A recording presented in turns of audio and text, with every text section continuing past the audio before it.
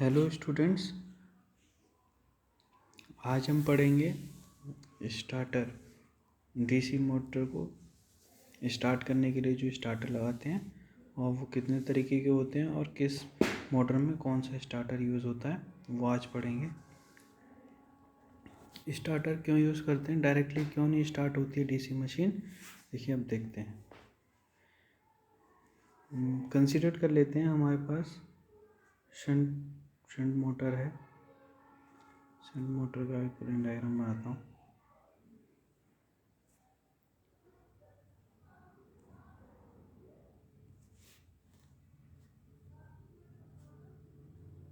ये supply side है, ये V वोल्टेज है और ये RA है आपका आर्मेचर रेजिस्टेंस, ये AB है बैक EMF और ये RSH सेंटर रेजिस्टेंस।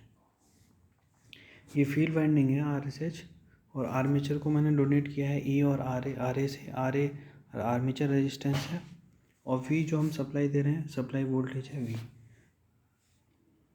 अगर हम KVL लगाएं इसमें तो V minus IARA is equal to क्या हो जाएगा E, और हम ये भी लिख सकते हैं IARA is equal to V minus E। IA कितना हो गया V minus E over RA। हमें पता है कि आर्मेचर रेजिस्टेंस की रेजिस्टेंस बहुत कम होता है। RA नियर अबाउट 0.5 ओम रहता है। अब देखिए स्टार्टिंग में क्या होगा, E बिल्कुल डेवलप नहीं होगा। E क्योंकि जीरो रहेगा, क्योंकि N क्या रहेगा, स्पीड क्या रहेगी जीरो, स्टार्टिंग में जीरो रहेगी और E भी क्या रहेगा जीरो रहेगा। तो ये क्या IA क्या हो गया V ओवर RA, ठीक है। अगर कंसिडर कर लेते हैं 230 और रेजिस्टेंस हमारा कितना है 0.5, यहाँ से देखेंगे तो 460 के अलाउंग या 450 के अलाउंग हमारा करंट आएगा। स्टार्टिंग में ये पता लग रहा है हमें कि कितना करंट ज़्यादा ले रही है। इस वजह से क्या हो सकता है, आपके ब्रशेस जल सकते हैं, बाइंडिंग आर्मेचर बाइंडिंग बर्न हो सकती है। इसके लिए हम क्या करते हैं, फिर स्टार्टर लगाते हैं, ठीक है। अब 3 पॉइंट स्टार्टर पढ़ेंगे। 3 पॉइंट स्टार्टर मेनली वो यूज़ होता है आपके शंट और कंपाउंडेड मोटर्स में, ठीक है, डीसी मोटर्स में।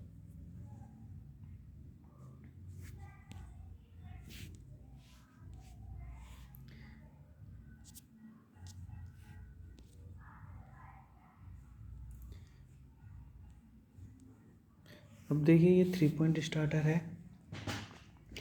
इसके 3 पॉइंट हैं, एक तो लाइन है, एक फील्ड वाइंडिंग के लिए है और एक आर्मेचर लाइन के लिए पॉइंट लगा हुआ है। फील्ड वाइंडिंग के लिए जो पॉइंट है वो फील्ड वाइंडिंग कनेक्टेड है इसमें F1 और F2, और आर्मेचर पॉइंट से कनेक्टेड है A1 और A2। और यहाँ से हमारी DC सप्लाई आ रही है वोल्ट प्लस माइनस, एक लाइन में चली जाएगी और एक सभी के कॉमन पॉइंट में जाएगी जो फील्ड वाइंडिंग से निकल रहा हो और एक आर्मेचर बाइंडिंग से लग रहा हो।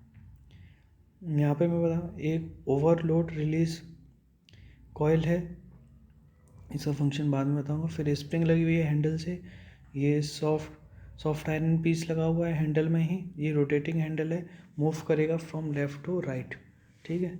फिर स्टार्टिंग रेजिस्टेंस है R1 R2 R3 R4 R5, ठीक है। एक नो वोल्टेज कॉइल है कनेक्टेड है, देखिए आप देख रहे होंगे नो वोल्टेज कॉइल आपके सीरीज़ में कनेक्टेड है फील्ड वाइंडिंग के, और वो जाके स्टार्टिंग पॉइंट 1 पे कनेक्टेड है।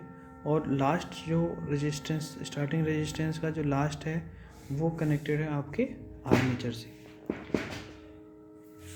अब देखो जैसे हम हैंडल को मूव करेंगे, फर्स्ट पे लेके आएंगे, तो आप देख रहे होंगे करंट हमारा फ्लो होना स्टार्ट हो जाएगा फ्रॉम पॉजिटिव, देन फिर ओवरलोड रिलीज होके फिर हैंडल में होके यहाँ से फ्लो के ये हमारा नो वोल्टेज कॉइल में जाके फिर फील्ड वाइंडिंग में जाएगा। इस समय देखिए आर्मेचर को क्या है, आर्मेचर को हाई रेजिस्टेंस प्रोवाइड किया है और ये सभी सीरीज़ में कनेक्टेड है, R1 R2 R3 R4 R5 ये सीरीज़ में कनेक्टेड है आर्मेचर के। तो इस समय क्या है, हमने आर्मेचर रेजिस्टेंस को हाई कर दिया। पहले जो लो था ना R=0.5 था, अब इसकी वजह से हमने इसको हाई कर दिया। जैसे ही हमारा हैंडल आगे बढ़ता जाएगा आर्मेचर रेजिस्टेंस कम होता जाएगा और ये जो रेजिस्टेंस है वो हमारा ऐड होता चला जाएगा फील्ड वाइंडिंग में। अब फील्ड वाइंडिंग में जब करंट घूमेगा तो देखिए नो वोल्टेज कॉइल में क्या है, एक फील्ड जनरेट होगी, एक मैग्नेटिक पोल जनरेट होगा। वो क्या होगा, ये सॉफ्ट आयरन पीस को इसको क्या है अट्रैक्ट करेगा अपने आप। जब ये फिफ्थ पे आ जाएगा तो ये इससे आयरन सॉफ्ट आयरन पीस जो है वो इससे चिपक जाएगा नो वोल्टेज कॉइल से और हमारी मोटर क्या है स्टार्ट हो जाएगी।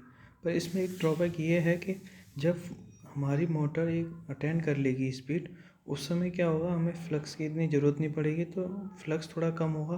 तो फ्लक्स कम होगा तो ये क्या होगा, करंट इनटेक इसका कम होगा और उसकी वजह से क्या है, इसकी जो अट्रैक्शन फोर्स ऑफ अट्रैक्शन जो थी नो वोल्टेज कॉइल की, वो क्या हो जाएगी, कम हो जाएगी। उसकी वजह से क्या होगा, हैंडल हमारा जीरो पोजीशन और मेन जो पहली पोजीशन जो थी उस पर चला जाएगा और हमारी क्या होगी, मोटर क्या हो जाएगी, बंद हो जाएगी। इसको रिमूव करने के लिए हम 4 पॉइंट स्टार्टर का यूज़ करेंगे, वो हम नेक्स्ट क्लास में पढ़ेंगे।